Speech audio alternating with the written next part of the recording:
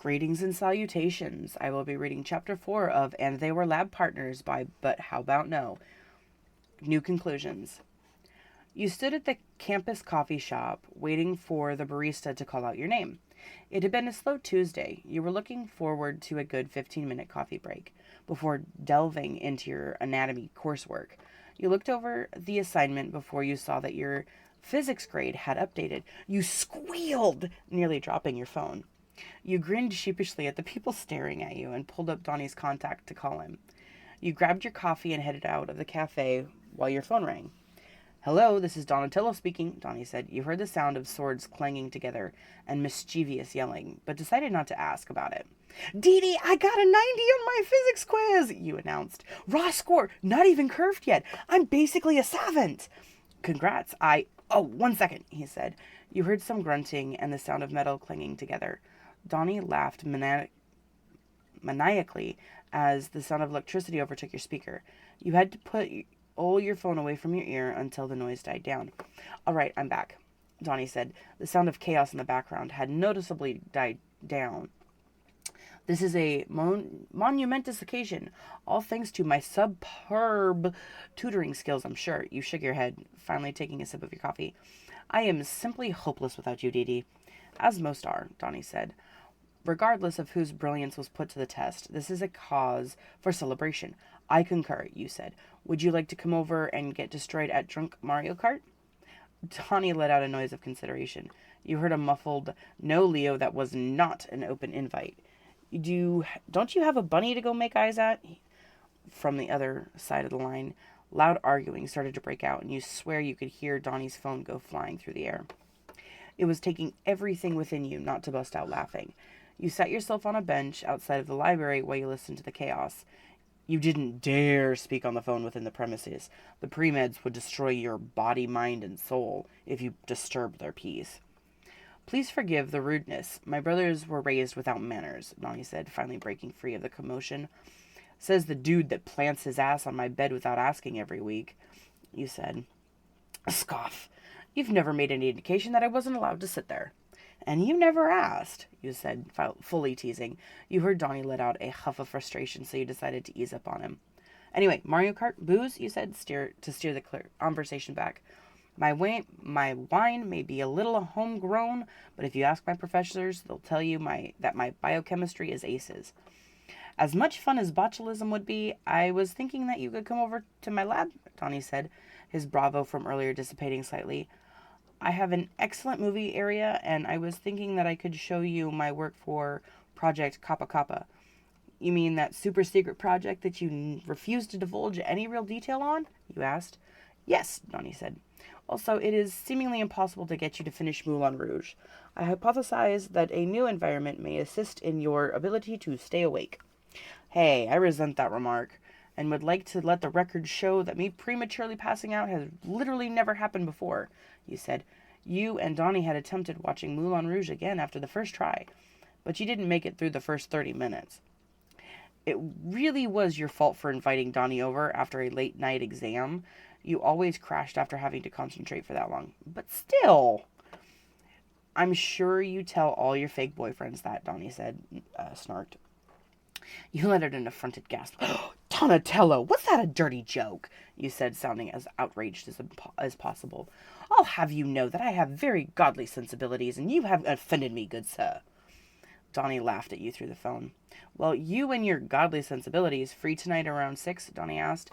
You worried your lip between your teeth, trying to think of any assignments you had to finish tonight. You figured that you could handle most of your anatomy work between now and then.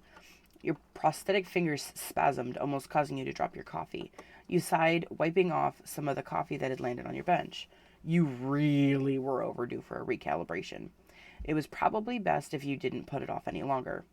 "Pick me up at 7. I have a few things I need to finish before then," you said. "Do you have a car, don't you?" "I have my modes of transportation," Donnie said mysteriously.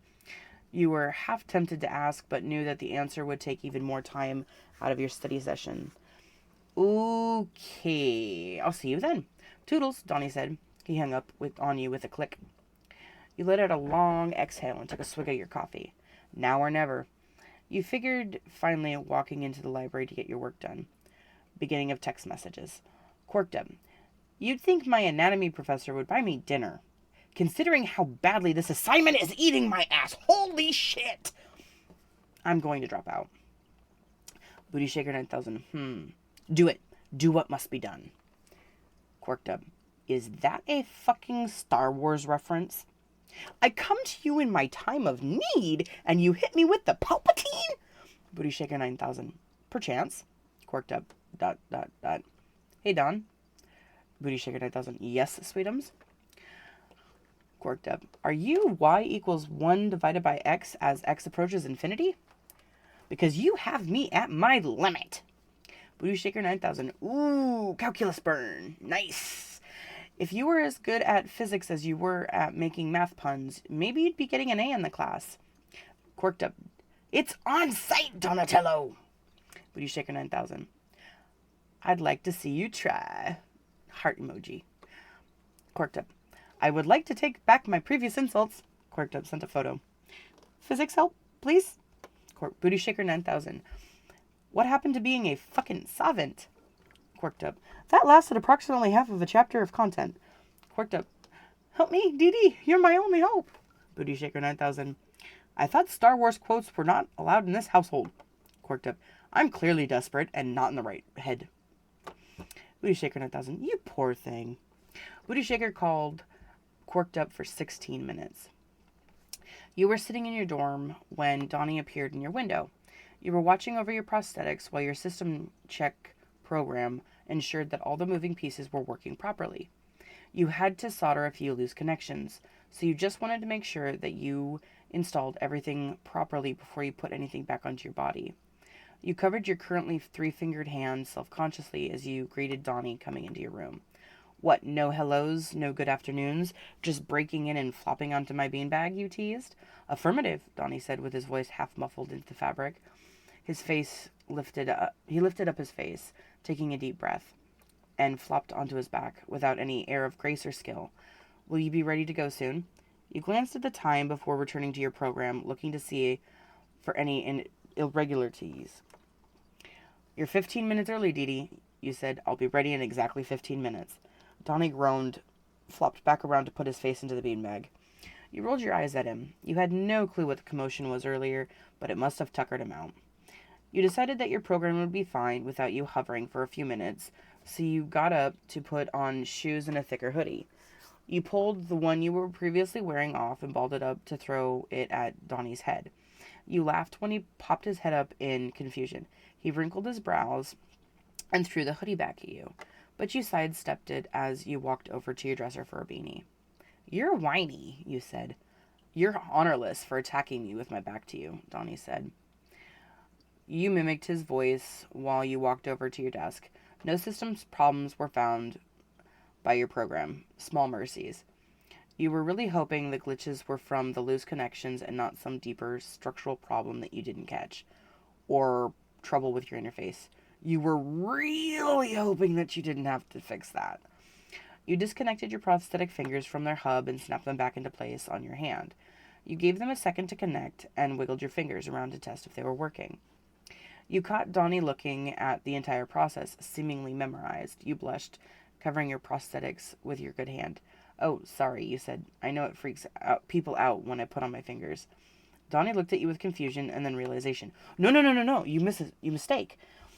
Donnie said, standing up and putting his open hands in front of him. I was just curious about the process. I didn't mean to embarrass you. You felt yourself turning even more red at the commotion Donnie was making over you. Congrats. You get a front row seat of ye olde 8 fingers. Whatever will they do next, you said while making jazz hands. You cringed internally at your lame joke, but Donnie seemed unbothered. I think you're forgetting that I also only have 3 fingers. You're just lucky enough that you get to choose otherwise, Donnie said. Donnie wiggled his own fingers in a similar fashion to you. You snorted. Hell of an expensive choice, you said. You walked over to your window, beckoning for Donnie to join you. I believe a mode of transportation was mentioned. Donnie lit up. He started typing on his tech cuff, and his shell began to reform into a seat with handlebars and 4 turbines on each corner. Ta-da! My jetpack +1. Only mode for New York transport that's guaranteed to be traffic-free, Donnie announced. He knelt down on one knee before your window and gestured for you to hop on. Jetpack, seriously? Is this thing even safe, you asked? You probed at the seat, looking to see if there was any give anywhere on the contraption. Scoff, of course it's safe. I've been jetpacking around town since I was 14, Donnie said. He turned to face you, giving you a shitty grin. We could always take the subway if you're too scared, sweetums. Gah, your weakness, unnecessary pissing contests.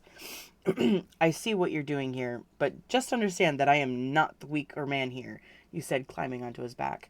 You barely received any warning before a seatbelt fastened itself around your waist and Donnie shot out the window. You let out an undignified squeak and scrambled for the handlebars as Donnie did a barrel roll to tease you. Oh, fuck you, Donatello, you said while squeezing your eyes shut. Donnie cackled, continuing the journey through the New York sky. You were just hoping you wouldn't pass out before you got to the lair. End of chapter 4. Thank you for listening, and I will have a link in the description to the original story. I would like to say thank you to buthowboutno for letting me do this. Have a good day.